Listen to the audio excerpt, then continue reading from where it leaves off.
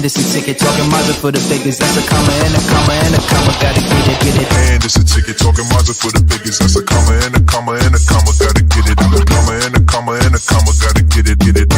Comma and a comma. Gotta get it. And it's a ticket talking Mazda for the biggest. That's a comma and a comma and a comma. Gotta get it. A comma and a comma and a comma. Gotta get it. Comma and a comma. Gotta get it.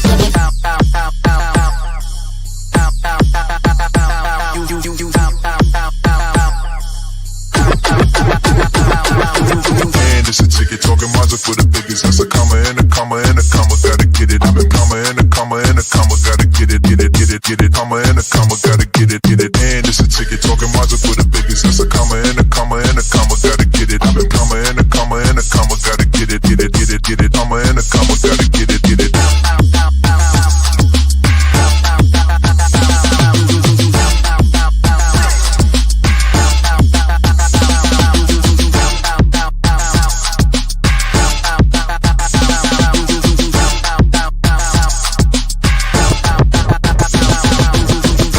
Ticket talking Mazda for the biggest. That's a comma and a comma and a comma. Gotta get it. A comma and a comma and a comma. Gotta get it. Comma and a comma. Gotta get it. And it's a ticket talking Mazda for the biggest. That's a comma and a comma and a comma. Gotta get it. A comma and a comma and a comma. Gotta get it.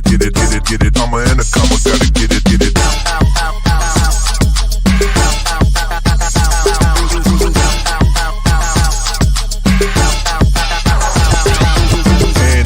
Talking Mazda for the biggest. That's a comma and a comma and a comma. Gotta get it. A comma and a comma and a comma. Gotta get it.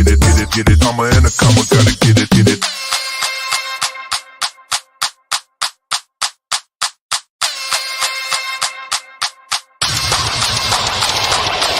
And it's a ticket talking Mazda for the biggest. That's a comma and a comma and a comma. Gotta get it. A comma and a comma and a comma. Gotta get it. Comma and a comma. Gotta get it. And it's a ticket talking Mazda for the biggest. That's a comma and a comma and a comma. Gotta get it. A comma and a comma and a comma. Gotta get it. Comma and a comma. Gotta get it. And it's a ticket talking Mazda for the biggest. That's a comma and a comma and a comma. Gotta get it. A comma and a comma and a comma. Gotta get it. Comma and a comma. Gotta get it. And it's a ticket talking Mazda for the biggest. That's a comma and a comma and a comma. Gotta get it. A comma and a comma and a comma. Gotta get it. Comma and a comma. Gotta get it.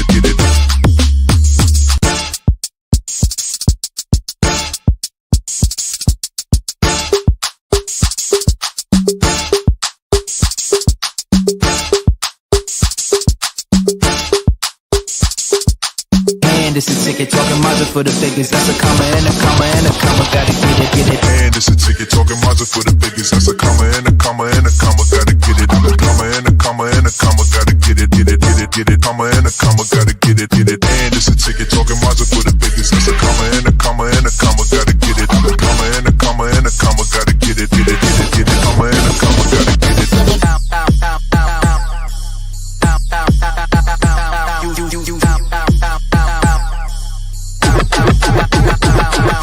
And it's a ticket talking Mazda for the biggest. That's a comma and a comma and a comma. Gotta get it. A comma and a comma and a comma. Gotta get it. Comma and a comma. Gotta get it. And it's a ticket talking Mazda for the biggest. That's a comma and a comma and a comma. Gotta get it. A comma and a comma and a comma. Gotta get it. Comma and a comma. Gotta get it.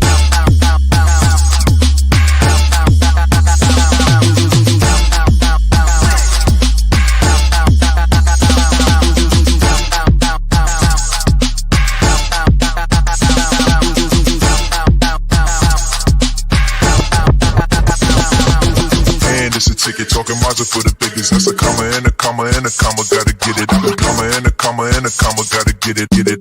Comma and a comma. Gotta get it. And it's a ticket talking Mazda for the biggest. That's a comma and a comma and a comma. Gotta get it. A comma and a comma and a comma. Gotta get it.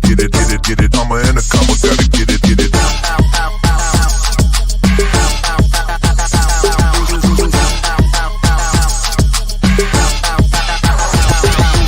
And it's a ticket talking Mazda for the biggest. That's a comma and a comma and a comma. Gotta get it. A comma and a comma and a comma. Gotta get it. Comma and a comma.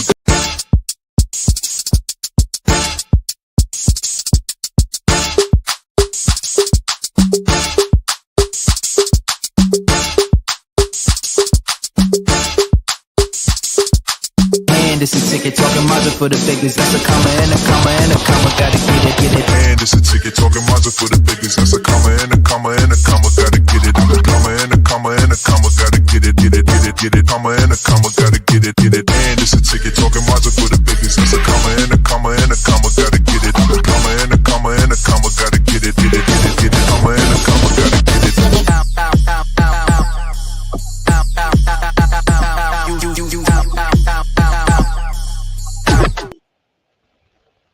Welcome everybody to another episode of the background. You hear that? It's my fan. Oh, it is. Okay. Welcome everybody to another episode of Head to Head with Brian Parker. I am Heat. We're back for another week of talk. Hope everybody's doing okay. Thanks everybody. We are streaming live and direct on Amazon Fire TV, Roku TV, LinkedIn, Instagram, and YouTube, and Facebook. There we go. Facebook as well as YouTube. Please help us out on our drive for 10,000 subscribers by going to our YouTube channel under Empower TV. One word, Empower, and pulling us up there. Like, share, and most importantly, subscribe. But we thank you for tuning in wherever you are.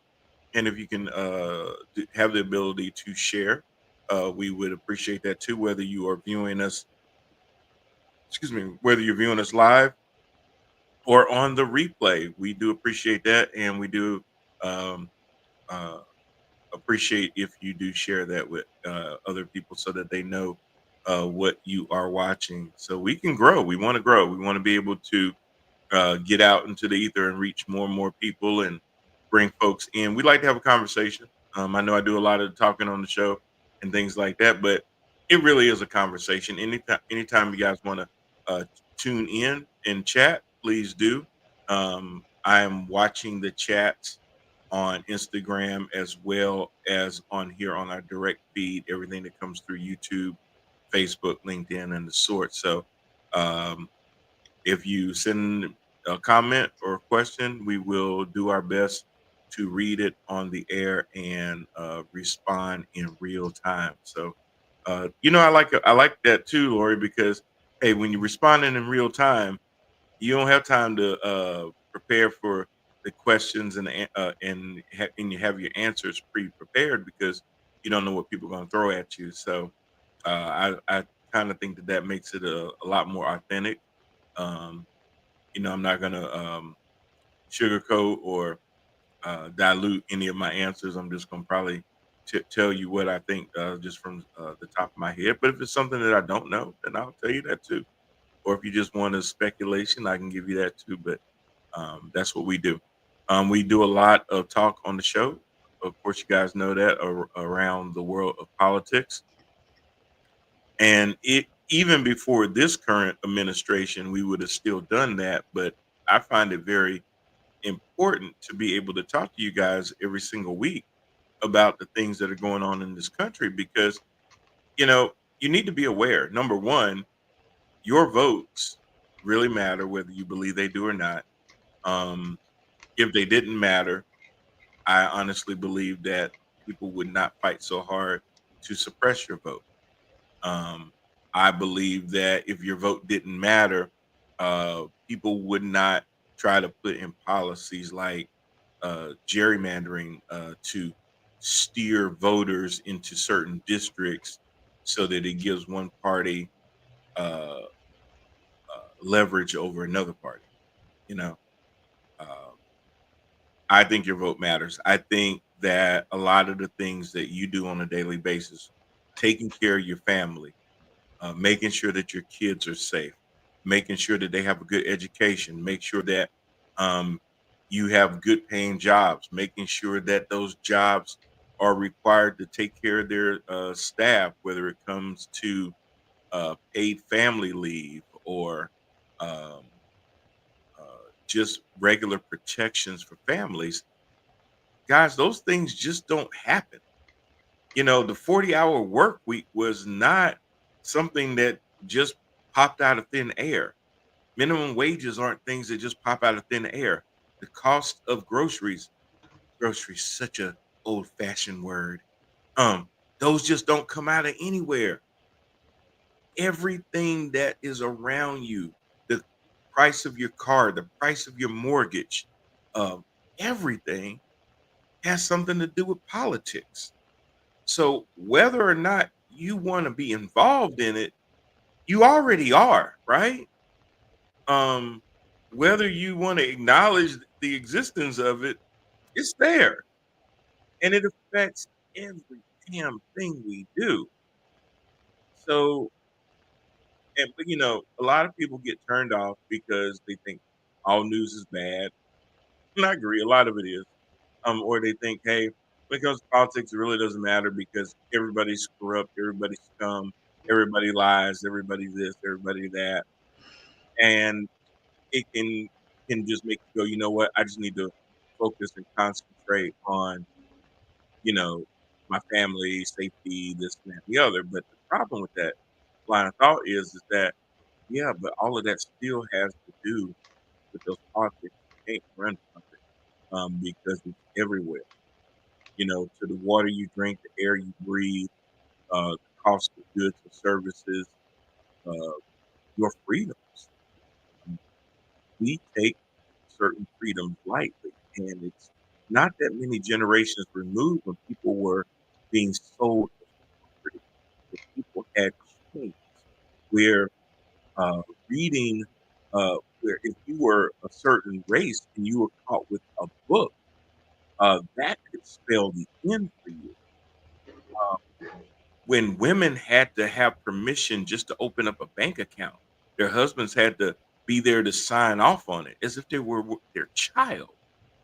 Um, those days are not that far in our rearview mirror, but we tend to act like it's so far along, and we take the rights that we have for granted as if those rights will always be here. The thing about our rights is it's if it's worth having, it's worth fighting for. And you do have to fight for those rights because unfortunately there are some disillusioned people out there that believe that the world was better during those times when maybe the world wasn't as fair and equitable. Sorry, Lord, for uh, everyone, but it was better because it was fair for them. To hell with everybody else, get in where you fit in after that. Um, so, I like to bring a lot of that truth back to the table and talk about those things.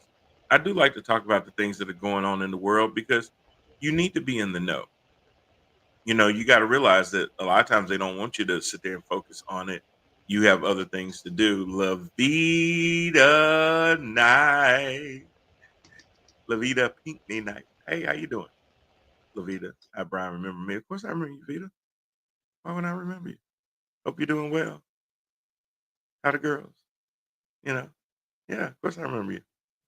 But but yeah, so I bring all that in because I want you guys to realize that there are things going on and how does it affect you? A lot of times I've learned that, and Lori, I know you can speak to this too, that a lot of times people get engaged when there's something that affects them personally.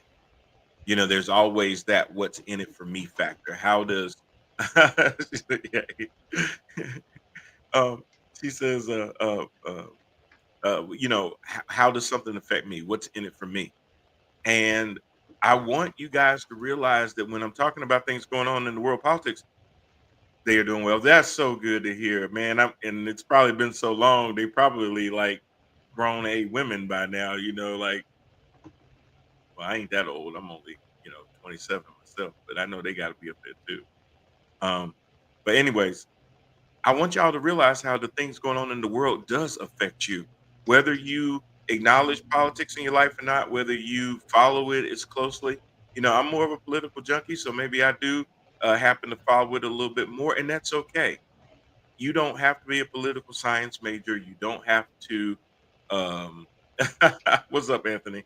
You don't have to be watching CNN, MSNBC, Fox News 24. Wow. Really?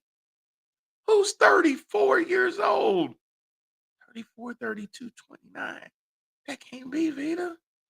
That can't be. I refuse to believe that. That's amazing. Oh my gosh. Wow. Well, you know what? That's not that far off to believe now because my oldest will be 30 in less than 2 months. So we all get old. But yeah, so that's kind of why I do that. Before I get more into the show, another thing I wanted to remind you guys about too is because we are seen on Roku, Amazon Fire TV. I'm only 24. I know that's right. Because we're on Roku and Amazon Fire TV, each of those channels, y'all, have over 150 million users. So, because we are on both, that gives us visibility to over 300 million users. So, we ask if you are a small business owner, and I can't say this enough, when you're a small business, networking, advertising, and things like that come at a very big premium. And we know that if you try to advertise your products on legacy media and some of those bigger stations, you're going to pay more than a budget will allow you to pay. We can't afford billboards and putting our stuff on ABC, CBS, etc. But here with our network, anything that you would like to push out as an event, products that you do. Some of you may have full time jobs, but you got a side hustle. I got friends that do all kinds of things on the side, whether it's the 365 spinning cameras and all that kind of stuff, or bull rides and things like that. People, you can't hear me? Hello? Oh, now you can. Maybe I wasn't speaking into the mic good. But if you have those different services and everything, guys, hey, reach out to us at theparkermedia@gmail.com. We will partner with you and air either a commercial spot for you. We can make a commercial, or we can do some still photos. And if you give us something to read, to let people know what service that you have or offer or event, we will certainly put that on all of our platforms. And remember, YouTube, Instagram, Facebook, LinkedIn, Amazon Fire, Roku TV. We stream all of that simultaneously. So keep that in mind. I'm going to do two commercials real quick. One is for Jermaine Parker Realty, and then we'll follow that up with Sawyer Kid Lawyer, and then I'll have another event to announce, and then we'll get into the show. And then Anthony, I will jump on that question you got me. So check this out from Jermaine Parker Realty.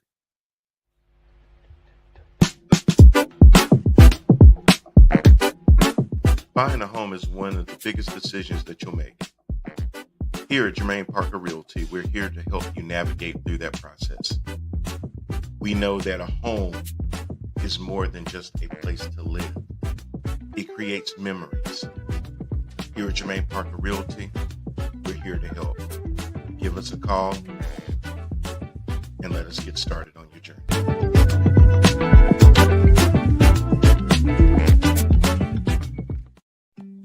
Introducing Sawyer, Kid Lawyer, Teacher versus Nap Time, a great book that will help your little one with reading, writing, and spelling. Coming from the authors, Shanine and Sheldon Moultrie. Please check this book out and support. Thank you so much.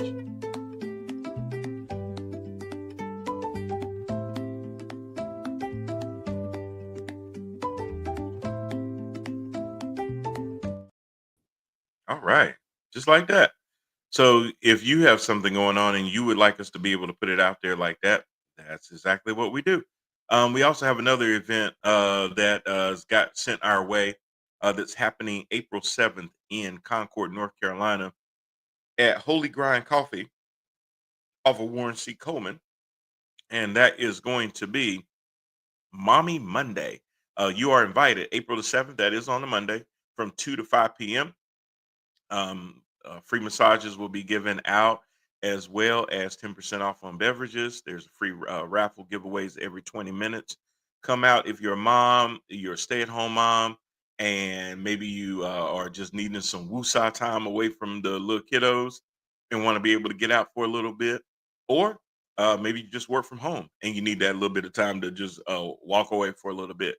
Come see them at Holy Grind Coffee. Again, that's going to be Holy Grind Coffee at 587 Warren C. Coleman Boulevard in Concord, um, uh, North Carolina. And again, you are definitely invited. If you need more details, then you can reach out to me at foodparkermedia@gmail.com, and I'll be more than happy to send this flyer over to you. Uh, and I talked to the organizers, and this is the first event of this type that they're doing. But if all goes well, they will be looking to rent and repeat do this on a regular basis. So, hey, please come out and uh, support, and also connect with different people out there. So it'll be really, really good. All right. So I think I paid all my bills, which I don't have any bills. But let's get into the show. So one of the questions that I'm going in and out. Okay, hold on. Let me see. Maybe it's way. How's that? Is that better? Okay. Maybe I had the microwave too far away. Um, yeah, just let me know that. You know, tell me, say, hey, you like, um, so one of the questions that came up, what's your input on this Tesla drop? Well, Anthony, if you're talking about the fact that now, do you mean about stock prices going down? Do you mean about how Teslas are not being sold anymore? Are you talking about how Teslas are being vandalized? Um, are you talking about the board members from Tesla starting to turn around and sell all their stock? Because I'll be honest with you, I sold all of my Tesla stock. I certainly did. Um, I'll ask the franchise about how he feels about Tesla too, because he actually has two of them. So, but and I've even seen some Hollywood folks. Um, Jay, just give Lori the thumbs up when you're ready, and she'll bring you in. But um, I've even seen where some Hollywood people have made a big deal about, oh, I sold my Tesla, I turned my Tesla in. And the thing is, hey, good for you. Everybody can't do that. Some people may have just bought their Teslas, because you have to remember, before Elon Musk kind of did the whole I'm a buy a president kind of thing, Teslas were cutting edge for the simple fact they were electric and they had a lot of advanced things, and it was the way of really more progressive folks anyway. If you think about it from a demographic, and not everybody fits into that demographic perfectly, but more of your Republican right wing people, and they still are this way, are totally against electric vehicles. They want gas power and drill baby drill and all that foolishness. So the ones that are going to lean into electric vehicles or economy friendly vehicles, uh, uh, faster than anybody, are going to be your liberal people, are going to be your Democrats. That's just a broad brush, and everybody doesn't fit into that. I'm sure there's a Jim Bob riding around in a Tesla, probably not, maybe a Cybertruck, but um, a lot of left leaning people gravitated towards EVs. So back when Elon Musk was just, uh, you know, doing his thing before trying to buy a president, nobody had a problem with Tesla. Everybody were getting Teslas and everything else. It was like the next Prius kind of thing. Um, so if you just bought a Tesla before all that went down, but now you're kind of torn because you're like, well, I don't like the way that he's doing things, and I would love to be able to protest in a way by just turning in my Tesla or setting it on fire. You know, number one, he's the richest man in the world with over $350 billion. You turning in your Tesla ain't gonna make that man cry or anything. I think there's other ways to protest Elon Musk without having to necessarily turn in your Tesla. I think there's other, and trust me, every time I see a Cybertruck now, I just look at it. But those people bought those things for other reasons other than they didn't buy them for political reasons. Um, they bought them for whatever reasons that they bought them for. But I don't think people should be going around vandalizing Teslas, setting Teslas on fire. The Tesla didn't do nothing to you. Um, the workers that built those Teslas didn't do nothing to you. The families of those workers didn't do anything to you either. Having a Tesla is not you supporting Elon Musk. Having a Tesla is you saying, I don't want to pay no more gas. I don't want to have no more oil changes. That's what to me, that's what it says. It doesn't necessarily say that. Jermaine, how do you fall on that as somebody that has two of them? I do, ladies. That's how I roll. So, and welcome to the show too. Hey, thank you. Appreciate it. So let me say this.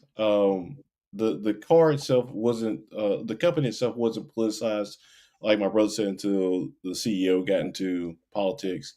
And so I understand if you want to protest. Now, here's some caveats for protesting if you're going to do that. If you're like me, you went to the credit union and financed to the credit union, Elon's already got his money. Me turning my Tesla in would be turning it back into the credit union.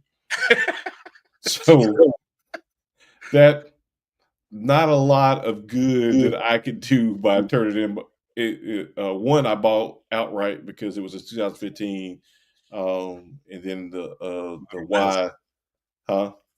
2015 Model S. Yeah, Model S.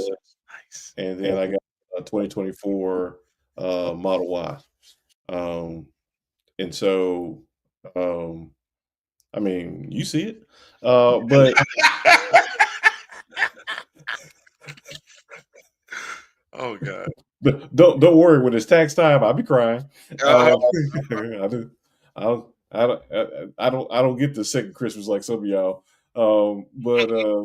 Black Christmas. But so if you're going to protest in that, and if you look back, and I think I might have spoken on this before, where I said there are a lot of companies that you support that have some checkered past.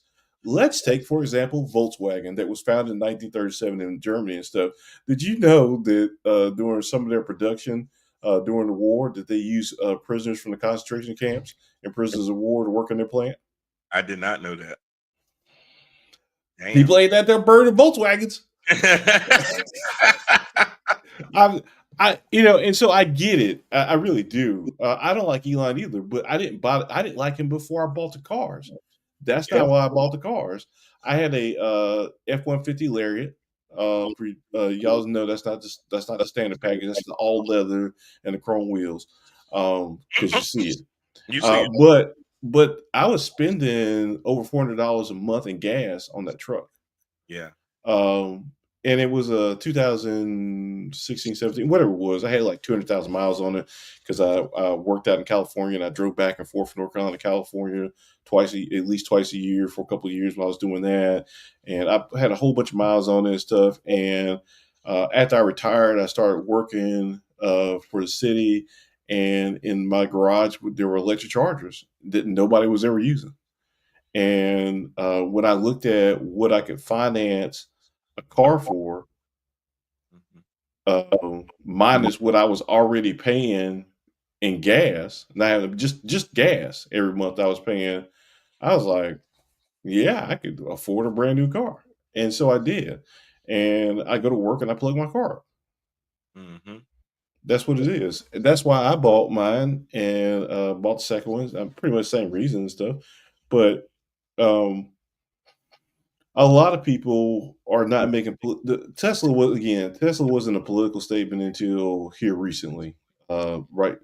Towards the tail end of the election, actually after Kamala got in, and he needed the extra kick and boost and funds and stuff. Because you got to remember, Trump famously talked junk about electric cars, talked junk about Elon. In fact, most of the people who are bowing to him now, he has talked junk about. Mm-hmm. And so you can say a lot of things about Trump, but his pimp hand is strong. When he said kiss the ring, It don't matter how they protest and this and that and stuff. They eventually come around. They eventually come around. I mean, who is the Secretary of State? Marco Rubio. Little Marco Rubio. Marco, I mean, just eviscerated the dude. Marco tried to equate Trump's hands to other things, and I mean, all of that stuff. And Now I'll say this. I've been married 3 times, so I say this with full confidence. I would support my wives. You couldn't talk about any of my wives. I mean, you could now, but I mean, saying during the time period, you could Mhm. talk about my wife, and I would be like, "Oh yeah, this dude's cool." Nah, we ain't cool. So the pimp hand is strong, but like I say, it, it's it's one of those kind of things that you can shoot up a school, and that's not domestic terrorism. But you can go burn a Tesla and do that, and they're talking about domestic terrorism. You can storm the Capitol and injure officers, which is for whatever reason, even though it's on film and it's well documented. It was a day of love. There was a day of love and stuff, and those are domestic terrorists, and all those are persecuted people and blah blah blah. But if you and the thing about Teslas is, I mean, just if you're gonna be honest, who knows if the Teslas set themselves on fire? They do everything else by themselves. All you gotta do is ask nice. It's just amazing how political that got, how quickly. But for if I would say this, if that's your fire and stuff, start with the red hats. If you want to lash out at people for political beliefs, okay, red hats. Make America great again. I got that because they're obviously signaling something to you. Again, people drive Teslas, and like I say, if you give it back, unless you finance through Tesla, you're not giving his money back, or his, you got to give it. And you know what, Jermaine? I would say this though: if you already own a Tesla, keep it or do whatever you want with it, but don't feel compelled to. You do, Oh, I don't know. yeah. But if you're in the market for an EV, there's many more options Oh now yeah, absolutely. than they have been, and this actually does point to what we're seeing happening globally, is where Tesla sales are down a lot. Oh yeah. EV sales are up because now so many more manufacturers are making EV versions of different vehicles that Tesla is not the only game in town anymore. And with the increased amount of charging stations now, I mean, I see new apartment buildings get built, and there's at least 2, 3, 4 EV stations in the apartment complex, which I'll be honest with you, I understand that they got to start somewhere. But I don't even think that's enough when they only have 2 or 3. Yeah, it's the I would say this, about just EVs in general. There are a lot of different options. Tesla wasn't my first option, actually. What actually happened was I was actually looking to get what I wanted to do. I had an F 150. Ford makes a Lightning F 150. I really wanted to get the Lightning. However, based on price, it Oh was yeah. just cheaper. It was just it was the because I don't mind talking financials about my stuff. I don't most stuff's on websites anyway. Uh, I end up with my trade in and everything getting my Tesla for mid 30s, where I would have been paying mid 40s for the base model F 150, Hmm. and it was and not even a new one, a used one with miles on it. Would have been And so, an huh? electric one? An electric one? Yeah. Oh, For electric F 150, I'd had to pay at a minimum $12,000 more than what I paid for the Model Y, and that's just what I mean. I know you see it and stuff, but I got to keep some of it behind. right. So that was kind of the motivation there. And I even looked at their that mock their SUV and stuff. And the issue came through is that the Y model had more leg room. And if you've never seen my daughters and you haven't seen me lately on the show and stuff, my 14-year-old is as tall as me. She's like 6'2", maybe even 6'3". And so Yeah. You Huh? you talking about the youngest? The youngest girl. Yes. She's 6'5". Well, maybe she's tall. And anyway, it came, She it don't came, 6'2" it anymore. came down. It came down. You know, so it was a leg room decision, and it came down in price and ergonomics were a big factor that drove me to that car. Again, it was not the first one I looked at. I looked at several different types.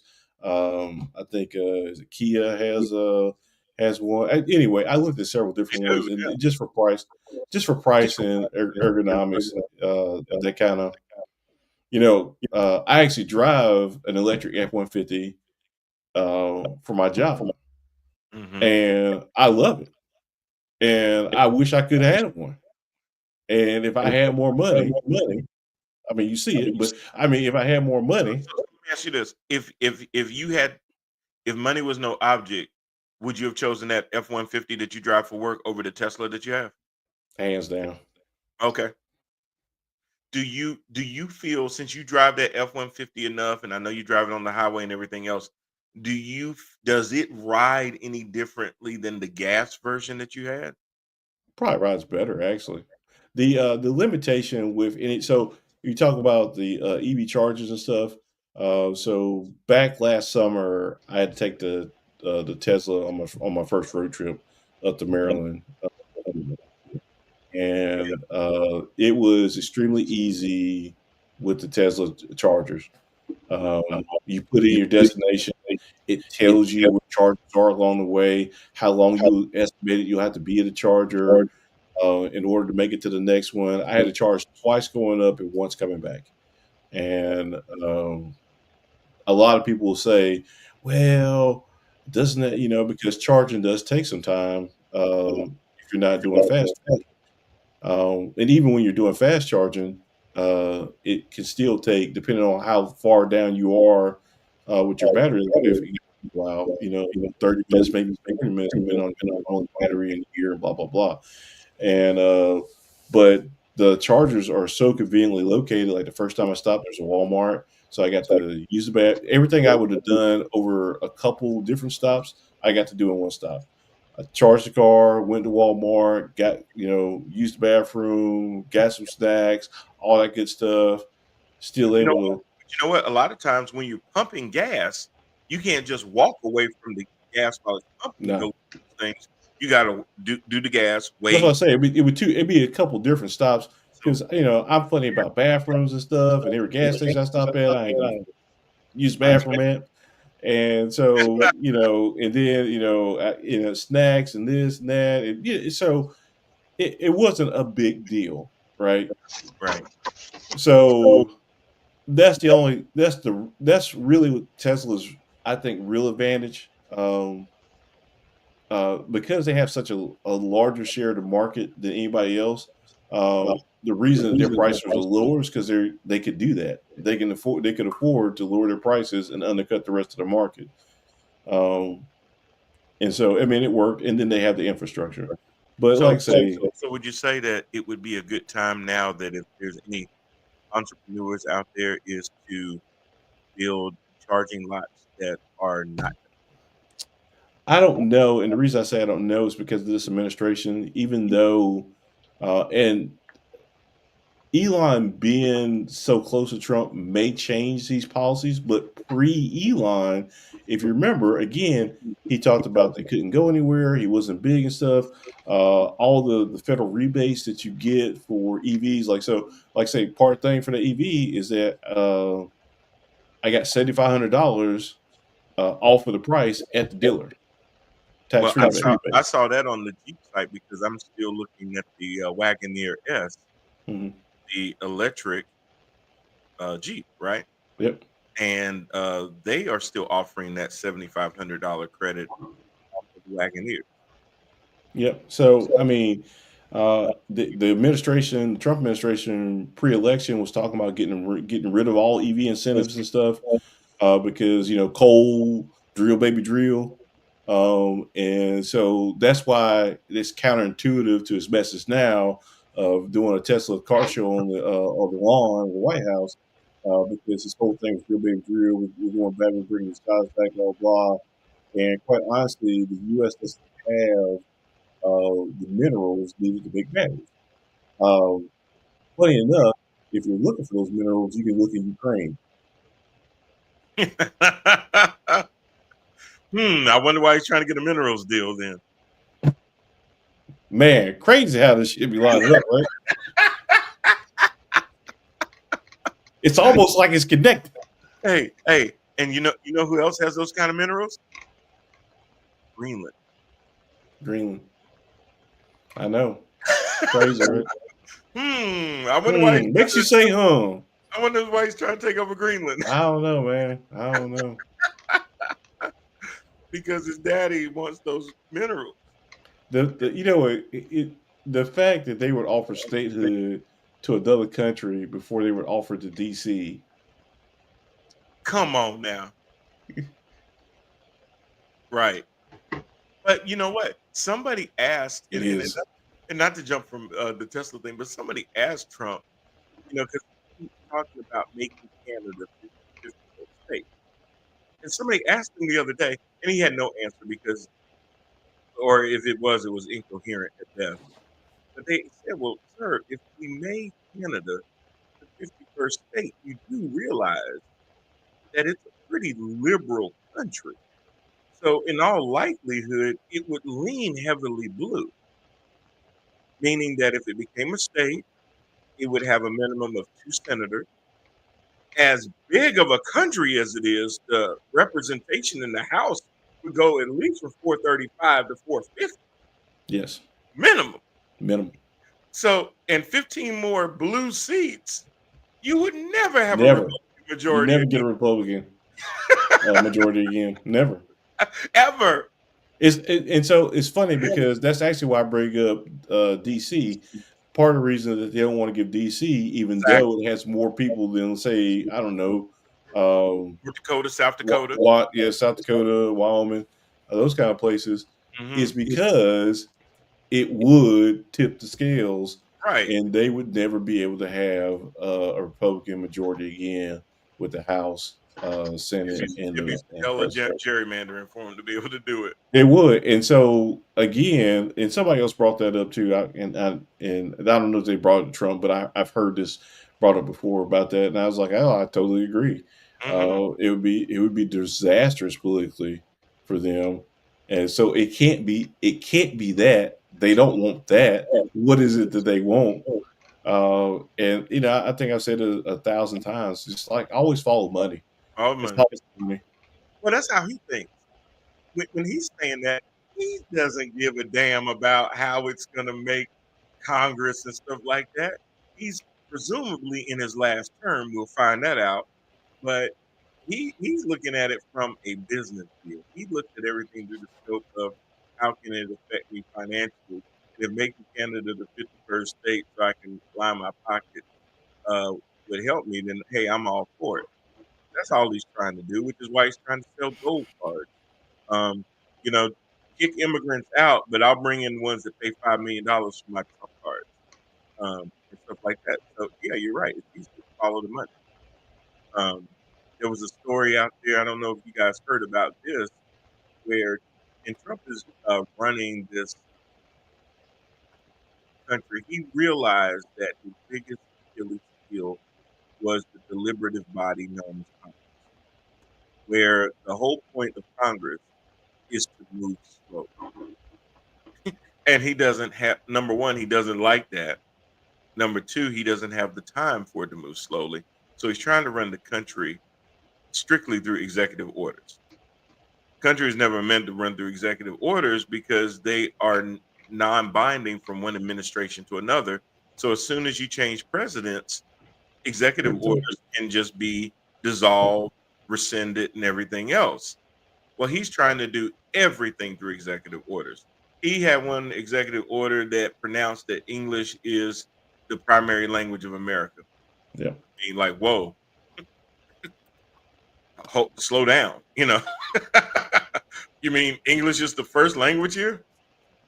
Anyway, but he had one where he just made it where a lot of these law firms that would not represent him in his court cases or represented against him, he sought retribution by passing an executive order to ban them from having federal contracts, remove security clearances from the lawyers that normally do government work.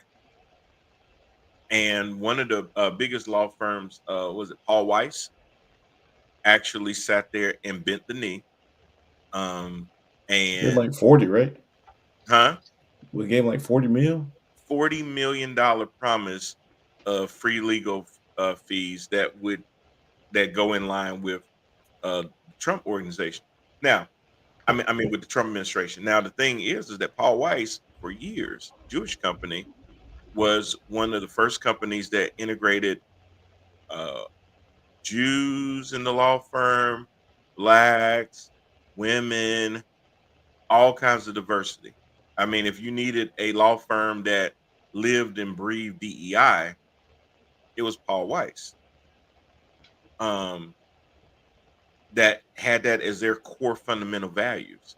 But they had to basically agree to roll back all of their diversity policies and give the Trump administration $40 million of free legal service for them to rescind this executive order.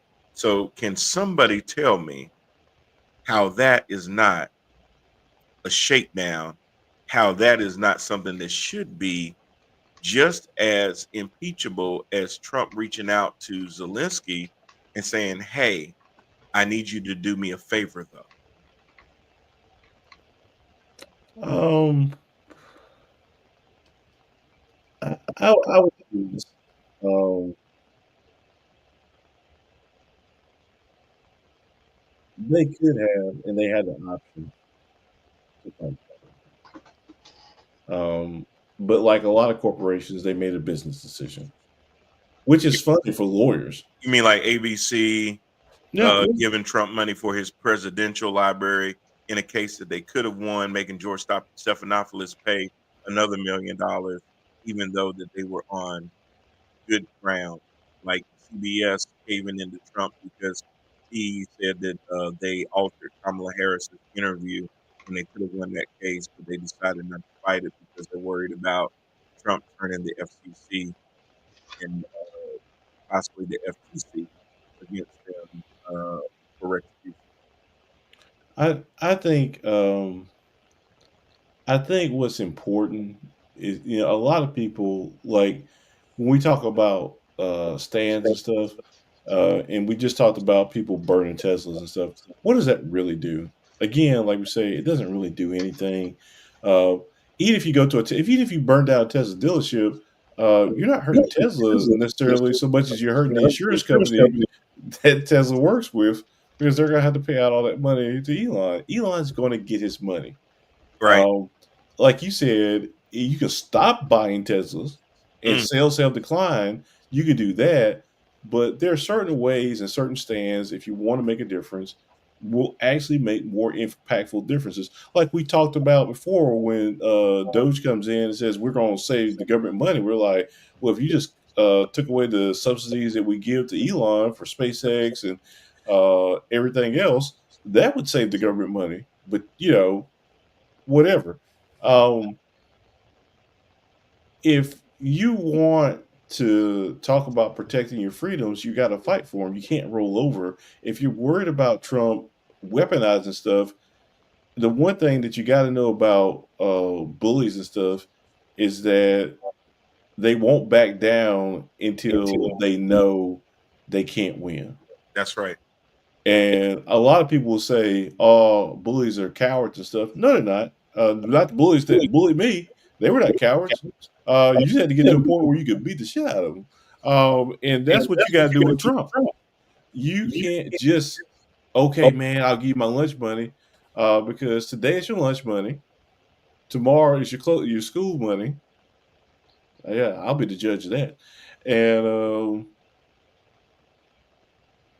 see what I did there. I see.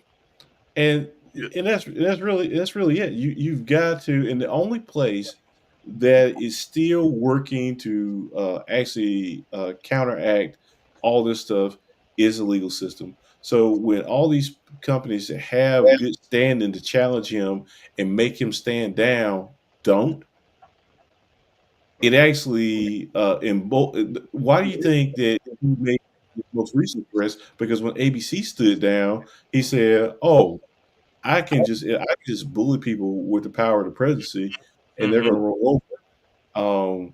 And when it doesn't happen, he cries and whines, and you should be talking about judges, even though during all his court cases, he talked about the judges, right? Everything he's talking about now, or when people talk about his judges, is criminal. When he talks about judges, he has a right to express When he himself. when he calls judges deranged and lunatics Yeah, and Democrat this and all of that, or Soros back and all. and now he's got his own party talking about that they've got the Congress has the ability to uh, abolish Yeah. certain of superior federal courts Mm-hmm. that rule against them. That's the first time I heard that. Yeah. But actually, fundamentally, they can because they fund it. They Well, fund it, so they can't.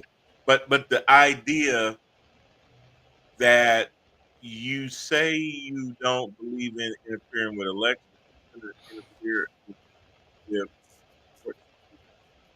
You say you're the party of law and order, but you're interfering with law and order.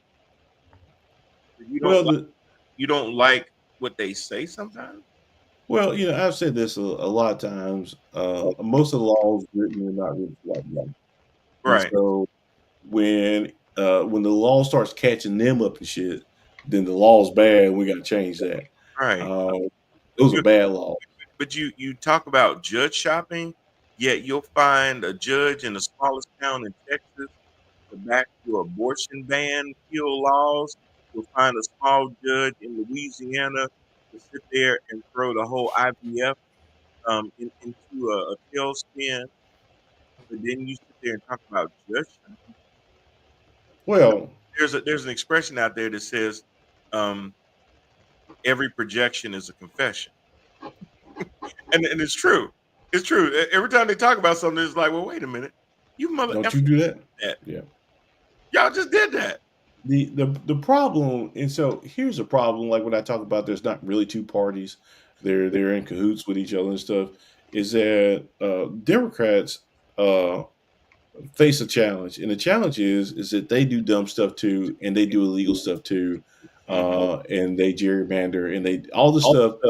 And so, what for years has been polite politics is we'll criticize you on some ideas, but the things that we both do, Yeah. Right. Right. because if I go on record saying that these are bad things, then you'll use the record against me. Yeah. Which is why you would never get Nancy Pelosi to ever talk about Congress should not sit there and hold stocks because a lot of them sit on committees that affect the prices of said stock. So, yep. It took Alexandria Ocasio Cortez pairing up with Matt Gates to shine a spotlight on that because neither one of them take PAC money. But you can see the Democrats and the Republicans that do and that invest in stocks and become millionaires times over because of their Time's over. options. Hey, neither one of them wanted to touch that third rail. They was like, I'm sorry, what? Like, yeah, they were when her and Matt Gates had to pair up. That tell you how But particular that is. and that's the thing. Like, so you're waiting for Democrats to mount a viable defense, and they fundamentally can't because that's not in their playbook. Hmm. Because like I know that we're going to talk about this whole signal thing, Yep. but they've had their own miscommunications and their own slip ups and stuff where nobody really got in trouble. And you can talk about her emails and stuff like that, but there were some security issues that need to be dealt with that. And so criticizing this administration too harshly they're afraid, and rightly so, because Republicans are actually more savvy in how they message now than Democrats are. Republicans could easily take these sound bites from them and then use it against them in elections and stuff. Uh, yeah, The only thing I'll say about that, and we'll talk more about the sequel in a little bit, though, is Trump. How many rallies did Trump refer when he brought Hillary Clinton, to the chance of blocking? So they equated what she did with something that was so bad that she should be put in prison. Is anybody chanting lock him up with regards to Pete Hegseth? Now, if you really want to lock him up, just keep him away from the liquor cabinet. But that's a whole nother story. Because that would probably be like prison to him if he couldn't, drink anymore. That's the only thing I would equate to that, though, is that they used it as a way of getting their base to believe that what she did was so utterly criminal that she should never see the light of day again and be locked away in a prison. Whether it was rhetoric or whether that's really how they felt, they definitely used that to turn her into the boogeyman. yeah, absolutely. So, but yeah, so he rescinded the order, and then that was great and all. Another thing that you brought up, Jermaine. I'm sorry, Lori. Did you want to throw in anything in that before I move to the next thing?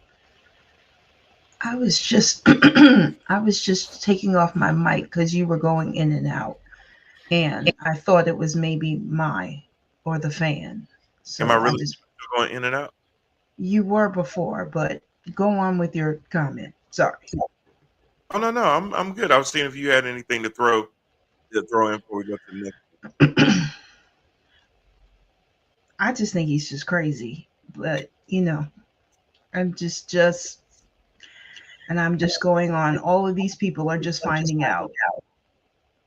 But Lori, my thing is that yes, that's true, but he's using his office in plain view to bully, to shake down private businesses that don't agree with him and make them bend the knee publicly. Like Paul Weiss, a Right. stab That I international know. firm. That's at this point He's the normalized. majority, right, the normalization of that, but that small majority of people who wanted this change or wanted to see that or bring back the time when he was in The Apprentice, it's just like I don't Yeah. get it. I don't get it. Like, but then you're going to sit and cry when it affects you personally, and Well, then I it's mean a that. problem. Well, I mean that's the way, right? I mean, a lot of people. Yep. The reason a lot of people like going to the zoo because there's a danger to being around wild animals and stuff. And even like Siegfried and Roy, they had the whole tiger thing going on in their act and stuff, and it was cool till the tigers bit them. Yep. And so it's always cool and it's always fun to be around something dangerous and something explosive and stuff. Again, fireworks, guns. Lots of people have played with them. Some people have died from it. And that's what Trump is. Some people get real close to it, and some people going to die because of it. And that's just what it is. But don't be surprised because I talk about it every week. It's not a small majority. 70 million people in the country voting for him. It's not a couple people over here and a couple people over there. Yeah. Right. That, Exactly right. now did he win by a landslide in terms of popular vote? No. But it's more people than I'm comfortable with. That's exactly right. Because if there's only 350 million people Yep. and 70 million of them voted for this man, that means you have a pretty good chance, more than not, running into one of them. You got a real good chance. He lives down the street. You got. Matter of fact, if you break it down to the odds, Jermaine, that's 1 in 5. So every 5 people you run into, at least one of them, statistically speaking, voted for him. So you do the math. You run into 100 people a day, you probably cross 20 of them. So just take it that way, at least. Well, so I just looked it up. So the population, and this is for July 1st, 2023, is 262 million over 18. Over 18. Okay. Okay. Yeah. So So I think it had gotten up to 350 though. But yeah, again, no, it's total population, yes, but okay, but over voting age. voting age. And I only bring that up because it takes less people away. So when you do the Yes. numbers again and go, okay, Double, now take double it, 70 24. from the 260, Right. Yeah. you Yeah. know, That's and less. and That's less than a 1 in 4. That's almost 1 in 3.5. Yeah, that's crazy. yeah, that's why I Yeah, want just for a half simple, cross. yeah, One, yeah, that's crazy. So yeah, to your point, Jermaine, that only makes it worse. Thank you. yes. Um, Yeah, I didn't so want y'all being too happy about this. yeah, It's worse than you think it is. 2, 3, 4. Okay, I ain't going to 5. I ain't going to 5, but I'm just letting you know. But you already hit 4, so you already statistically speaking ran into 1. Yeah. But yeah, no, that is scary. I do agree with that. That's absolutely crazy.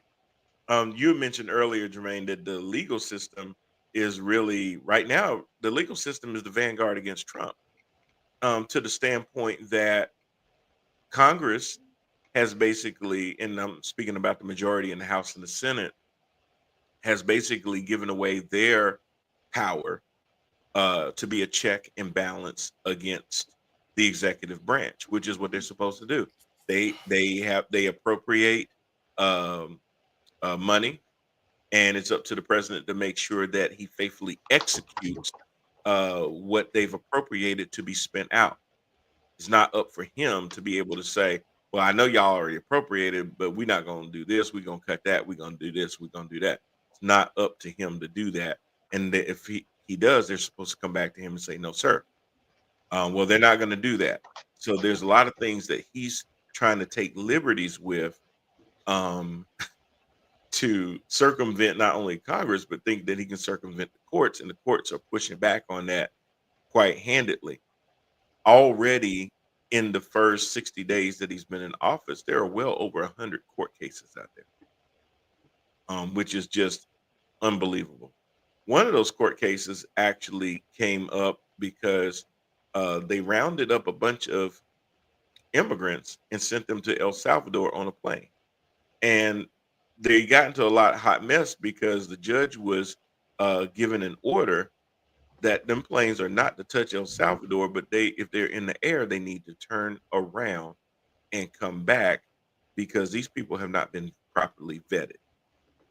And Trump threw out some kind of alien war act, saying that these were Venezuelan. Now, remember the Venezuelans for Trump? I just want to bring that up in Florida. So he deported all these Venezuelans to El Salvador, rounded them up, put them on a damn plane, and flew them to El Salvador without even determining what they were guilty of. Just said they were all gang members and said that there was an invasion of this gang and that they declared this certain gang to be a terrorist organization, and they were using the Alien Enemies Act of 17 something to have the authority to not only round them up, but to immediately deport them out of the country. Now, if you're against this, apparently you're for illegal immigrants terrorizing our country. That's their branding of it. The issue is, even when somebody is arrested, there's a certain thing called due process that everyone has. Everyone has a right to defend themselves. And even if and here's the thing, number one, Trump uses a war power, and there's been no declaration of a war. It's not like he almost seems to believe like when there was a war on drugs, that would have made Ronald Reagan a wartime president.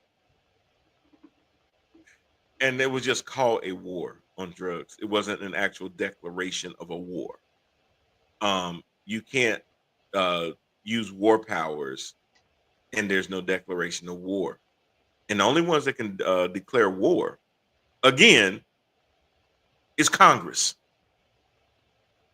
Now, during a war, does the president have a lot of latitude with certain things that they can do? Absolutely.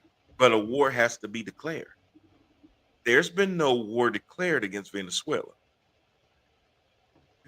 That would be news to Well, Venezuela, and it would be well, news to us.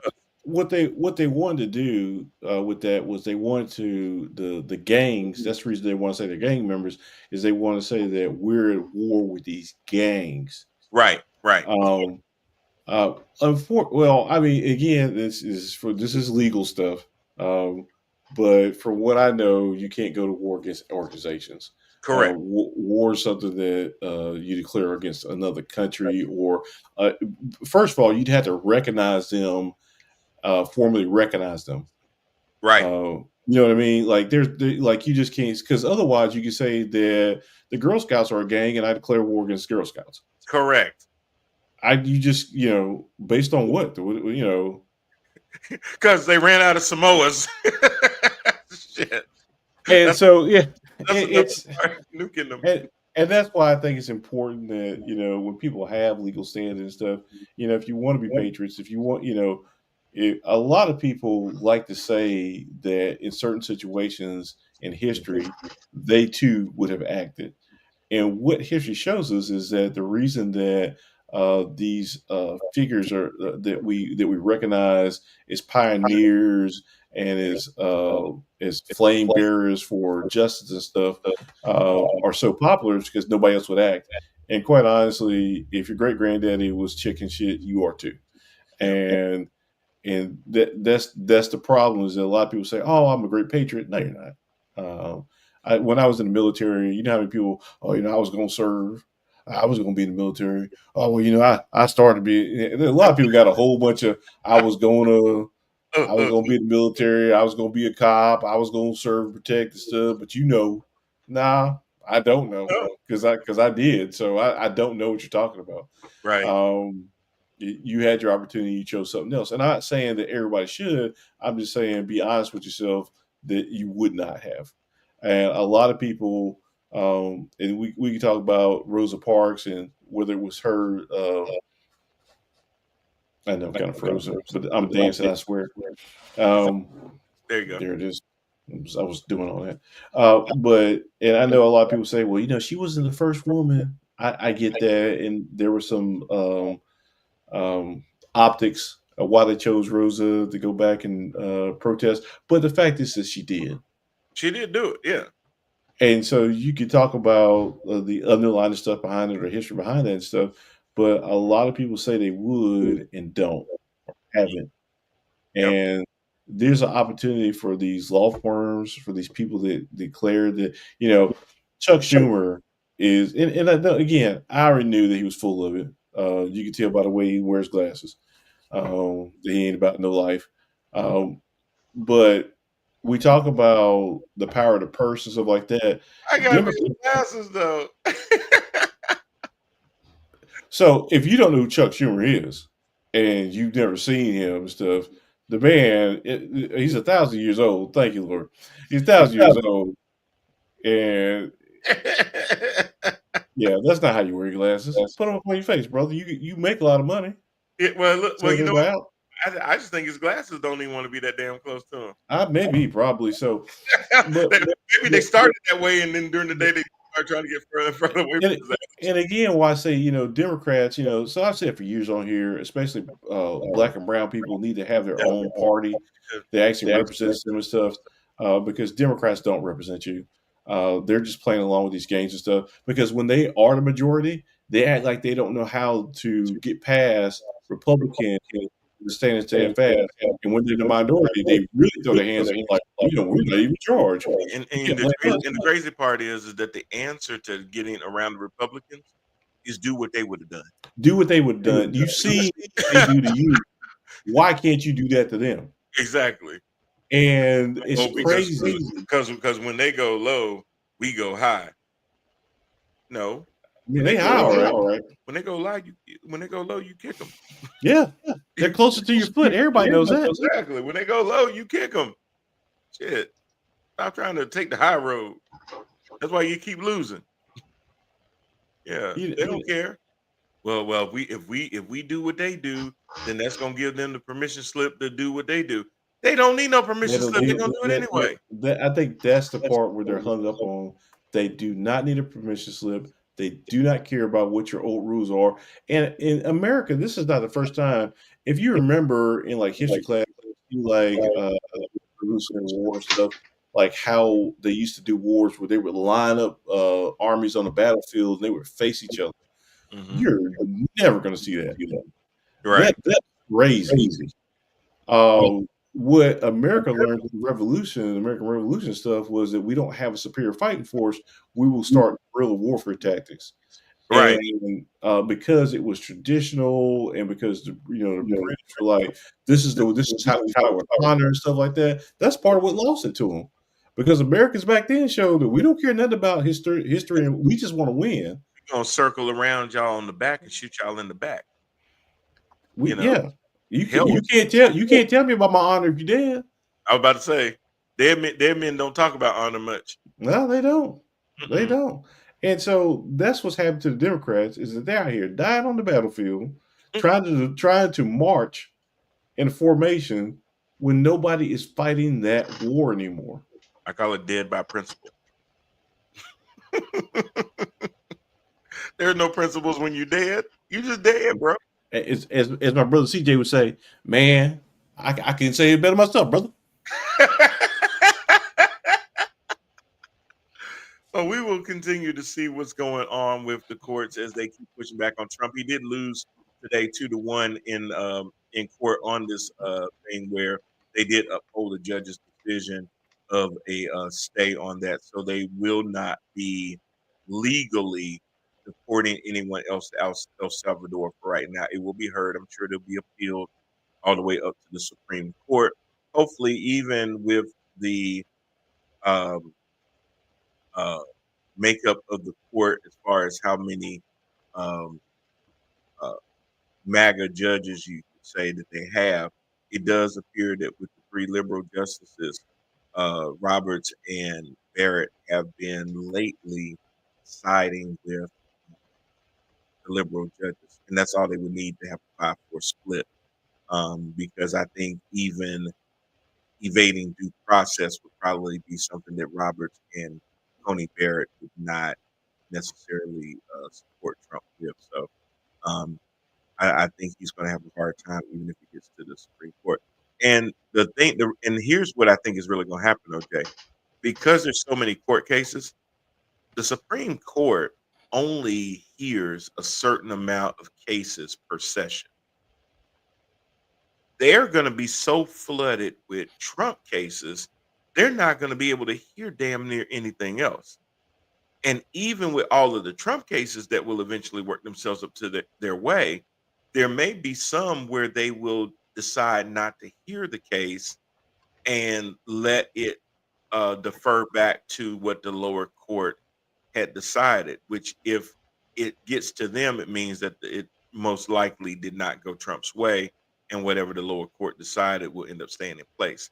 The thing that will be interesting at that point to see is if there will be a constitutional crisis from the Trump administration deciding that I don't give a damn what the judge said. I don't give a damn what the court order says. We're going to do what we want. That's really what we're going to have to see when the rubber hits the road. Will they abide by a court decision? Will the Republicans in Congress grow a spine when they see basically an administration willing to break the law if they don't agree with it? That's going to be the interesting part. I think in terms of Republicans, they've already positioned themselves. Just think about how many of them are calling for a third term. They've already positioned themselves as we make the law. The law is what we see fit to call it. So, and the criticism of judges that are speaking out, The fact they're even considering that we could just remove federal courts, and that'll help us out if we just take the courts away.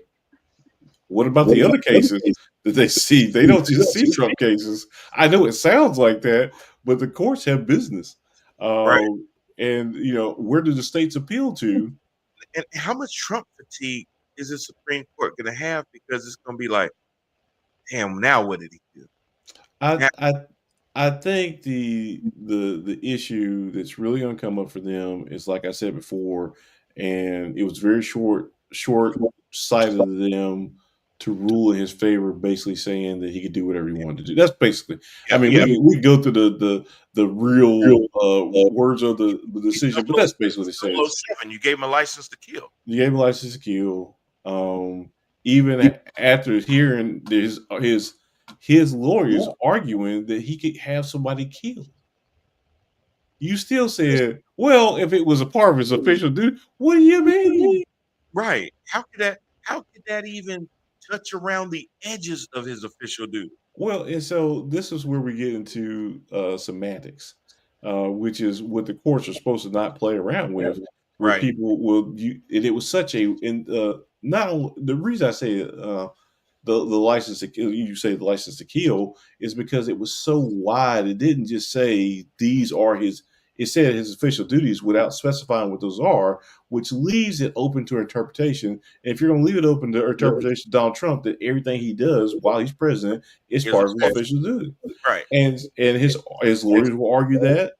Hell, based on the ruling, I would argue that Because they're in no way separating the man from the office. no, They're saying they go hand in hand. Well, if my hand is in a glove, you don't know what part is the glove and which part is the hand. Now, and that's basically what they gave him. They said, as long as you're actually in the office of the president, everything within your scope, even killing somebody. I mean, literally, I think he could sit there in the Oval Office on live TV, shoot somebody in the head, and he'd be cool because he can say that was in the scope of my duties. yeah. I could sit there and pull a drone strike in Delaware and take out Biden. That was in the scope of my duties. That's why when they made that ruling before he became president, I was sitting there going, Biden, bomb Mar-a-Lago, motherfucker. Yeah. But again, because of what they hold on to, we're going to line up in this formation with the cannon. Right. Well, surely Democrats, we would never. Bruh, I learned a long time ago in the streets, do them before they do you. Get, or as Medea like to say, I got to get before I get got. And that's the thing. Like I say, the Democrats are in no position with their leadership and everything, because she would have got him first. Yeah. Well, that's the thing. Like say, again, I think a lot of the party, like you said, AOC had to team up with Gates to get stuff done because Democratic leadership is in bed with Republican leadership. They have been there together a very long time, and they have those. It's like wrestling. I think I've used this analogy for them before. Yeah. And it is. It's like wrestling when they get out there. Ooh, yeah.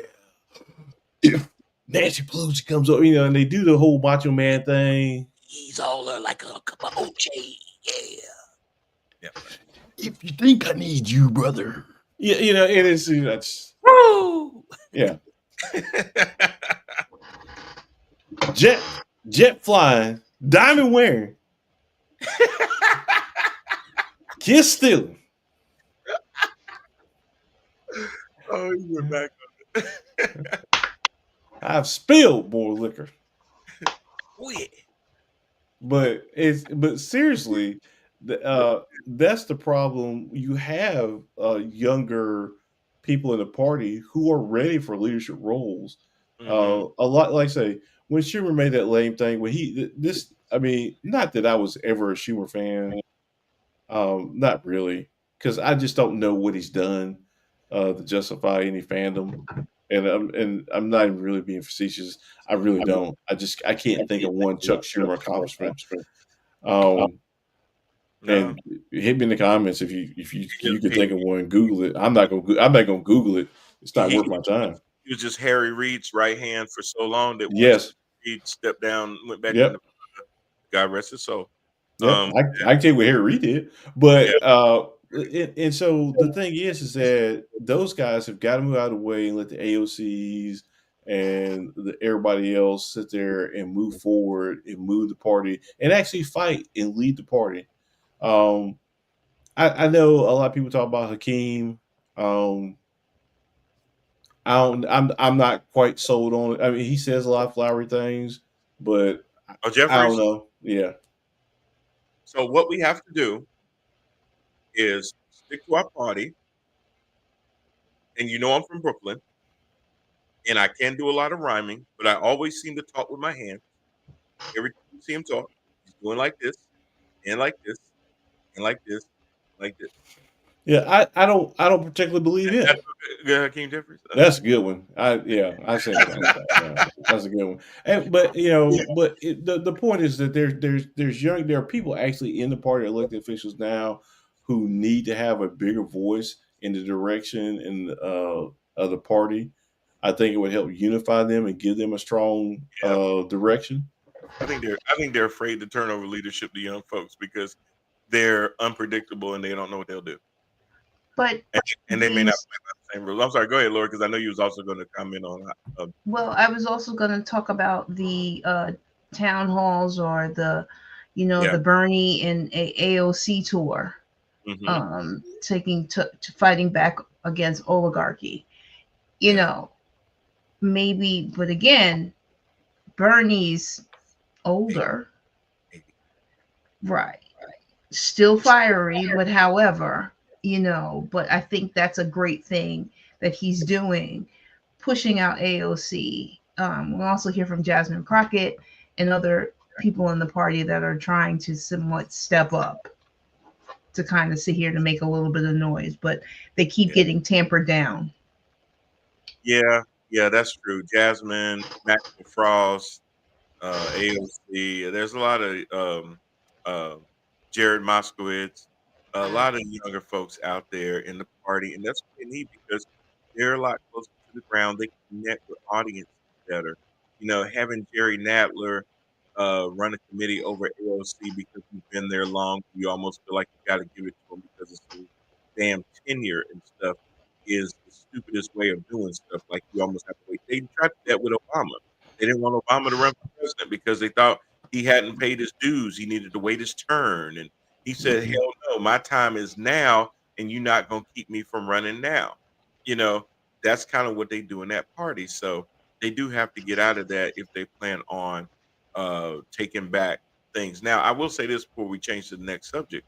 You got to remember, too, that Trump is not looking at this as strategic as he can possibly be, which I don't give him credit for being strategic, but as strategic as he possibly can be, he does understand that he has basically 20 months to do what he's got to do.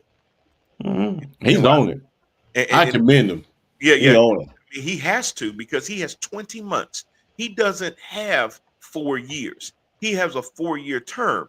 But if he doesn't get all his stuff done in the first 20 months, as unpopular as this stuff is, there's a good chance that once the midterms come around, whether he loses the majority in the House and the Senate or just one, at that point, he is a lame duck for the next 2 years because then nothing can get done because you'll have a divided Congress. If the House doesn't pass any legislation for the Senate to pass, all he has is those executive orders. But then, if there is a House majority of Democrats, can you see a Judiciary Committee being led by Jamie Raskin and AOC? Can you see an Intelligence Committee being led by uh, Eric Swalwell and Jasmine Crockett? Can you see and hauling in Pam Bondi, Cash Patel, Dr. Oz, RFK Jr., all these people into these hearings and stuff? Oh, it'll be holy hell because then they'll have the power of the gavel where then they can actually do subpoenas and everything else. So he don't want to see that. So he has in his mind a clock ticking that if he doesn't get all of his stuff done by November of next year, he's screwed. He's screwed because he's basically sinking the party, knowing that once he's a lame duck, he ain't gonna be able to get anything done outside of an executive order. Well, and the thing is, he doesn't care. He doesn't care. He doesn't care if he ruins the Republican Party. He's Mm-mm. not interested. Again, he can't run for. I mean, he's not. I know at one point, uh, when they were talking about who was going to be the speaker and stuff, they floated the idea that he could be the Speaker of the Yep. House. Yep. But after being president, he doesn't know enough about the rules or anything. Congress isn't a big enough podium for him. He would never do anything else. So, and he's old. Yeah. He would have to actually be there. As much as he talks about hating on people not showing up to work or working remotely, you can't work remotely being the Speaker of the House. You got to actually be walking around the halls of Congress all day long, something he would not do. Let's be real. He wouldn't do that. There ain't no golf course at the Capitol. And there's not enough power. Like if a properly led minority defies you and you don't have the numbers, which they will never have 60 of their own. I doubt that ever happens to pass a vote, but you'd have to negotiate and give. And he's, as much as they talk about, oh, he's the art of the deal and stuff like that, he didn't write that book. Stop playing. Yeah, the ghostwriter, right? Yeah, come on now. And so it's even if he did, it would still be stupid. But the thing is that he doesn't care about that long term stuff. He'll do whatever he has to do. Like I say, he's off to a great. Now again, I give him off to a great start. I think there's again a lot of things to be learned. Every example is an example, whether good or bad. And so I think Democrats again need to look at Republicans, how they reach their base, how they communicate, the ability to backtrack, because evidently, I mean, that's something you can do in today's society, and people don't care. But Trump's and which Biden had been is policy driven when he first got in. Mm-hmm. You know what I mean? Like we're going to do this and this, and we're going to ram it, and we're going to throw everything against the wall, and whatever sticks. Right. And if the courts say we can't do this, then we can't do that. But we are going to do it. As much of our agenda as we can, we're going to move on it. See, his problem, he did the same dumb shit that Merrick Garland did. They wanted to bring some normalcy back to the office. And in doing that, the normalcy was going through the grind of Congress and getting the Republicans to work with us, knowing that they were not going to do it. Because if they did, they would get primary and they wouldn't be there anymore. And power was more important to them than policy. Yep. So they calculated that Joe could reason with them enough to get them to see that putting country first was more admirable than just trying to stake a claim for power. And he underestimated what power can corrupt even the best people that he used to work with. Well, I think, famously for years, the U.S. had this slogan that everybody understood: we do not negotiate with terrorists. Yeah, that's a big thing. And then they turn around and negotiate with terrorists. They're domestic terrorists. Yep. But they're terrorists. That's right. Because they use fear in a political manner to motivate and influence things. They're terrorists. They're terrorists. Yep. Nice way to bring it all the way around. Exactly. But they are, and he's decided to negotiate with them, and this is the reason you don't, because you can't. The reason they negotiate with terrorists is they're fanatics and only believe certain things. Sort of like Cowboy fans, right? You can't tell them their team sucks. and you shouldn't, because they're fanatics, right? Mm. They're not fans; they're fanatical, and that's how Republicans are with this DEI, this replacement theory stuff, all this, fear, and that they stoke up with their base, and Everything's that's what woke. motivates Even they me. can't tell you what woke is. What Yeah. is, characterizing what DI is, and CRT. That's what I could remember from last time. CRT. Jesus. Yes, DEI is a new CRT. But they miscategorize this stuff all the time. Mm-hmm. Absolutely. And it's purposeful, and you can't negotiate with people who don't share the same reality with you. If I go outside right now and I say it's sunny, and I stand on that 10 toes down and stuff, you're not, obviously I'm not a reasonable person to have a conversation with. Right. And you got to recognize it when these guys, like, I don't know if you saw Margaret Taylor Greene's meltdown because a French reporter was trying to ask her a question. Mm-hmm. Yeah. Oh Um, my God. You need to. I don't care about your country. yeah, Go back to your country. it was the most ignorant, Oh, racist, and embarrassing thing, you and just she said. is really embarrassing. I'm sorry, my white audience, but that was definitely some poor white trash shit. Well, the great thing about that was is that another reporter, he's like, Yeah, I am American. She's I'm like, gonna I'll finish the take you. question, but I want you to answer the That's her question. question. That Well, was I'm the not answering her question, but I'm asking it. yeah. And so that's the kind of stuff the press corps needs to do. They need to stand by each other Yes, when they decided to exclude AP. AP because they didn't want to go along with the executive order, which isn't binding to the AP. Because That's they just wouldn't recognize the Gulf of America. for America. Okay, well that's an executive order. What Right. does that mean? Again, like you said, that can be changed next. We're not going to do all that because that can be changed with the next administration, and probably will, right? And even so, how damn petty is that? Just like Trump taking away security access for Kamala Harris, Joe Biden. Well, Uh, that's retaliation because they did that to him. yeah, because he sat there and would tell and had Kislyak They, and what's his name in the damn Oval Office sharing damn secrets with him. yes, They know he this man was. here and hell, he's sitting there sharing secrets at Bedminster from files that he stole from the White House. And that's my problem with again. My problem with Democrats are they talk about how he's a clear and present danger to democracy and stuff like that.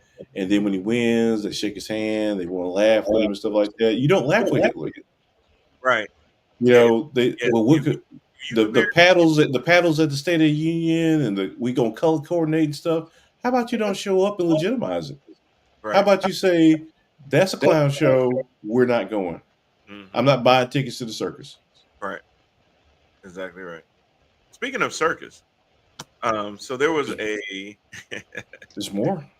no. Speaking of circus, so you guys saw the whole thing about PXF's text messages on Signal, which is a texting app that a lot of reporters use, and somehow or another, editor in chief was the Atlantic Yep, the Atlantic. was added to a text of principals in different positions in the administration, and it was about their attack on Yemen against Houthi. And he was added inadvertently, but they always say the cover up is worse than the crime. And had the administration just came out clean and said, "Yeah, we effed that one up, shouldn't have done it," and those kind of things. Not that that would have appeased everybody, because there's a certain amount of Democrats that would call PTX at minimum to resign, because it further supported the fact that these were some of the reservations they had about during his confirmation hearing. He was a Fox News host, weekend hosted that, not the main weekday show, but a weekend host on Fox, he was a TV guy that basically looked like he was taking time to play soldier by giving all these accounts of all the military moves via text, like he was playing soldier. And instead of him taking responsibility for it, he does what Trump does. He doubles down. They literally tried to blame the reporter for being added to something that he didn't ask to be added to. Now he did accept the invite, because he thought it was going to be either something else or he didn't know if it was somebody trying to troll. When he realized that it was actual Tulsi Gabbard and Pete Hegseth and Susie Wiles and all of these other folks on this text, and realizing, oh my God, I'm getting this info 2 hours before it happens. Hey, this is dangerous. Well, he didn't. Again, he thought somebody was trolling, and he didn't really Right. believe it until reports of the bombing actually came through. Right. So he wasn't going to do anything with the information. And I don't actually blame Pete so much because he didn't put it together. Right. I'm amazed that a staffer didn't put it together for him though. Somebody a little bit more savvy, Well, but to your point, this could have been over the same day it could in have been. terms of, And the bigger scrutiny, though, the part that rests with Pete, though, is if you're the Secretary of Defense, number one, you should not be putting any classified info on a chat service anyway. That's what a secure, compartmentalized information, whatever the F for skiff is, but it should be done through a skiff. If you can't be in a situation room where, if when you're in a skiff, number one, you can't bring electronics in there. yeah, I would say so. So here's the thing: is that there are so the whole thing about skiffs are their physical bodies, like just say a situation room or whatever, say a capsule or whatever, where you can't be spied on. Right. So a lot of these cabinet members are on the move, and they can't be just all in one place at the same That's time right. talking about Exactly. stuff. Exactly. However, the military has Yes. secure communications. There are ways around it. The problem, though, with that is that like a lot of things with this administration, it can be tracked. So you can't just say anything that you want in that kind of communication, because even Yes. though our adversaries aren't listening, there is somebody. And I won't get into. I'll just tell you this. Yeah, if you say anything secure through the military, somebody has read your shit. Yep. It Yep. just is what it is. Jermaine, and then there's another aspect to this too, which came up in the case in Mar-a-Lago about the Presidential Records Act. When you use a service like that where those messages will disappear Disappear. a certain amount of time, that violates the Presidential Records Act, because any records, if you're in a meeting and notes are taken, they are to be preserved to National Mhm. Archives. Everything has a preservation and retention method. And when you use sources like that, if you use Snapchat, you couldn't use that because snaps disappear. You can't use Marco Polo. Your snaps disappear and things like that. You can't use Signal because the things that you type in there disappear after a certain time and cannot be memorialized. So the whole issue why they want Hegseth to resign is because whether the stuff that they were talking about was deemed confidential or not, it should not have been used in the first place. Well, Not yeah, that on top of the fact that the government said don't use it because it's being right. hacked. Exactly. That part too. That part. I think, and I believe Trump when he says there was nothing classified about what they talked about, and that's why I think they should release from their end the entire conversation Mhm. that they've had on there, because if it's not classified, then we can read it, right? Right. I believe him. What is it? I'm sure he'll let that stuff out anytime now. JD Vance and Hegseth were going back and forth about whether they should do it or not, because Vance was Yep. questioning about Trump's decision and da da da da. So there was a whole lot more stuff into it there too. So I'm sure JD Vance doesn't want Orange Man reading that his vice president was questioning his decisions and stuff. In that, if it was a normal president, it actually wasn't a bad conversation in No, turn, because it but was like, I think that it's somebody else is, setting. not telling him is the president's getting bad information, right? Yes. And this does not line up with what his messaging is, Right. doing this, basically getting involved in other people's conflicts and blah blah blah. Right.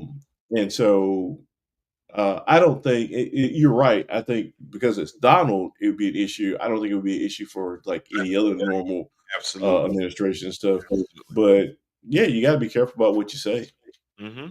Not for the American people, and not for the troops and And stuff, but for Donald. the problem was is that one of the principals was actually in Russia when these text messages were going back and forth.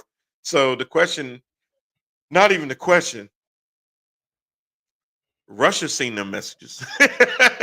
So if his phone was on while them texts were going back and forth, Russia seen them messages for sure. Russia That ain't even sees a question. Russia sees all their stuff. Right. So while he was meeting with Putin till 1 o'clock in the morning. And and probably now, and I understand the racism and the politics and the money and the history of this country and stuff. The thing that I find so hilarious though is how people have switched up from Canada is no longer an ally, but Russia is. Like grown people who grew up their whole lives talking about Reagan and the wall and communism and spreading democracy and fighting against there's things that we know. Russia's the enemy. We got to pay taxes, and you're gonna die black. It's kind of immutable things about the universe, and so many people who are like, I'd rather do this with Putin and stuff like. I'm like, yo, that is crazy. I mean, they don't understand all these people that just miraculously fall out of windows. No, they don't care nothing about that because again, they're not falling out of windows until their friends start falling out of windows. Or get because gassed. I mean, who just gets gassed? Look, I'm telling you, Trump is testing the waters. He's kidnapping green card holders. Yep. And if you think that it stops with if he can without trial start taking people who are legal residents, even though they were naturalized or they he's coming at y'all. The judge said that the other day when she was listening to the oral arguments.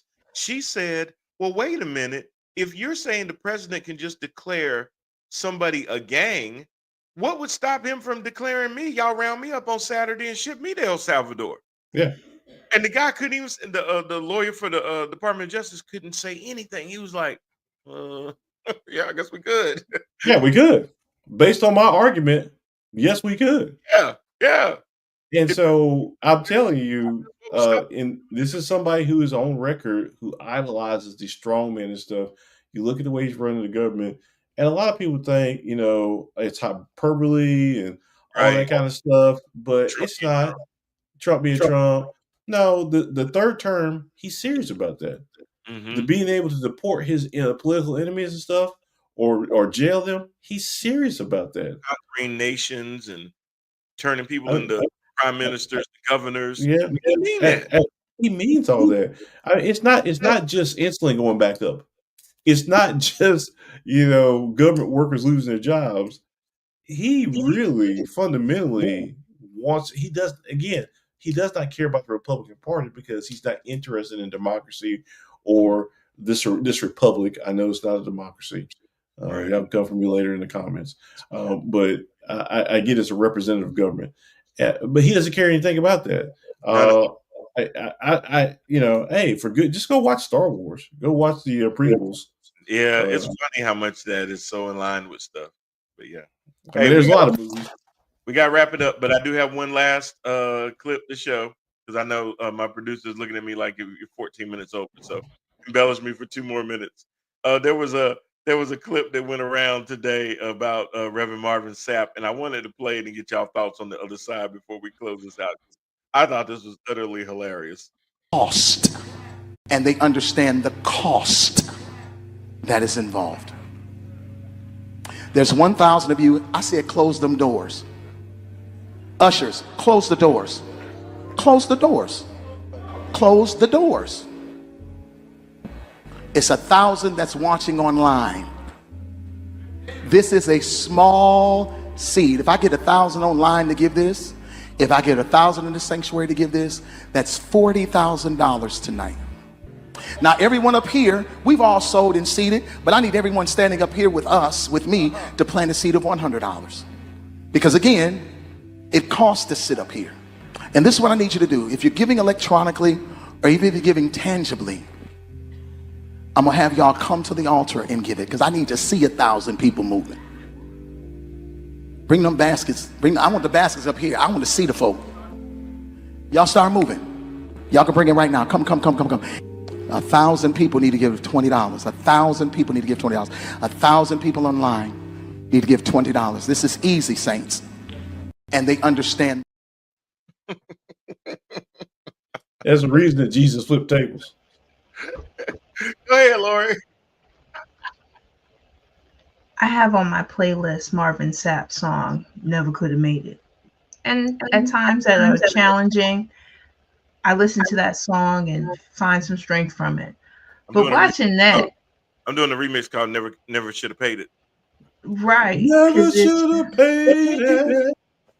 The fact that he is sitting here telling and locking people, closing the doors so he can get money. Door. I mean, he's going on the lines of Creflo Dollar, trying to get his G7 jet. I don't know what he was raising money for, but I honestly think that there has. I mean, people should feel spiritually compelled to give and stuff like that. Like, you shouldn't be sitting there making them feel like you about to shake them down, turn them upside down, and shake the damn money out the damn pockets, and then basically be like, no, I need to see y'all come up here and do it. I don't need nobody acting like they did it. It's like when somebody say they about to send you some money. No. I need to see it. Let me see. Did you send it? Did you hit the send button? Oh, I saw you put the dollar amount in. Did you hit send? I had to send him a request. Jay, I know you was feeling some way about that too. Yeah, I mean, I saw it and stuff, and the spiritual part of me said the best thing that I could have done in that situation was get up and leave, right? But honestly, what I would rather do is get up and beat his ass, because that's what we need. I mean, that was just, because I feel like if I could have got him to the brink of death, where he could have got a real closer look at God. I don't know anything that you would have to that is that important to make people feel like. I mean, because does that do more harm than good? Do people come back after that going, wait, I don't know if he's gonna pull this crap again? I think what he doesn't understand, especially in this day and age where organized religion is shrinking. Yes. I think that just it's sort of like when I talk about people that live up to negative stereotypes within different communities and stuff. It doesn't have to be the whole community. They just need to point to one. They just need an example. And this right here is going to be, see, that's why I don't. Yep. He just created something viral that's going to give or anti-organized church folks more ammunition to say, that's why I don't sit there and because that's all they want from me is what's in my pocket. They not and they gonna wrap it around Jesus and God and everything else in a couple of scriptures, but at the end of the day, all he basically did is expose what I already feel like most churches want from me. Won't anyway. Yeah. So I think he didn't do himself any favors by that. But he did. His just him. He didn't help out any but Catholic, Baptist, whatever and stuff. He didn't help anybody out with that. Nope.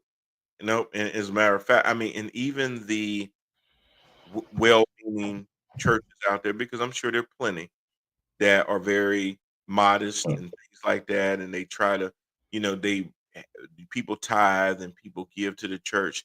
and the pastors don't, they don't make $1 million off of, preaching at the church and stuff like that. You just lump them all into that. Mm-hmm.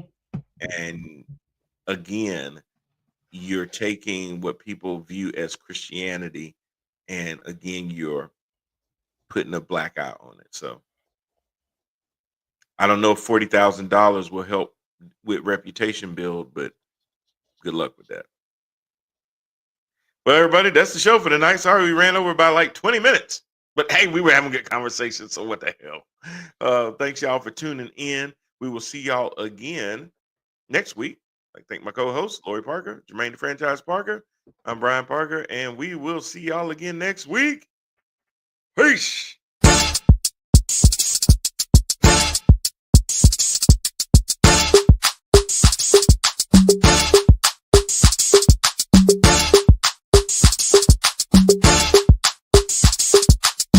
This a ticket talking Mazda for the biggest. That's a comma and a comma and a comma. Gotta get it. And it's a ticket talking Mazda for the biggest. That's a comma and a comma and a comma. Gotta get it. I'm a comma and a comma and a comma. Gotta get it. Comma and a comma. Gotta get it. And it's a ticket talking Mazda for the biggest. That's a comma and a comma and a comma. Gotta get it. I'm a comma and a comma and a comma. Gotta